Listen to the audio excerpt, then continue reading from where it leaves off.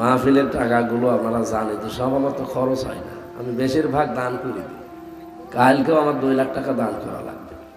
কুষ্টিয়ায় যে প্রায় 10টা মানুষ অসুস্থ এবং একজনকে মেরেই ফেলেছে, গরিব মানুষ, তার বাড়ি দেখতে গিয়ে দেখি এই যে 1-1.5 কেজি চাউল রয়েছে, আর ওই ঘরের কোনায়, মানে দৃশ্য দেখে ঘর থেকে যে বের হব এই অবস্থা নেই।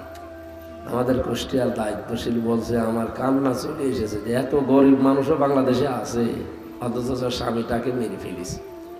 তার একটা 5 কাঠা জমি কিনে যে একটা ঘর করে দেব, 2 লাখ টাকা লাগবে। তাই আপনারা যা দেন সারা দেশ থেকে কম বেশি, আমার নিজের কিছু খরচ লাগে, আমার বাবার যা আছে আর আমার যা আল্লাহ দিয়েছে আমার চলার মতো আছে। যদিও 3টা বছর জালেমরা আমার শেষ করে দিয়েছে, বহু টাকা নিয়েছে ওরা। আমার বাবার কাছ থেকে একবারে 10 লাখ করে নিত, বলছে নাই 50টা মামলা দেব, এমন রিমান্ডে কষ্ট দেব। টাকাও নিয়েছে, আবার মামলাও দিয়েছে, আর কষ্টও দিয়েছে।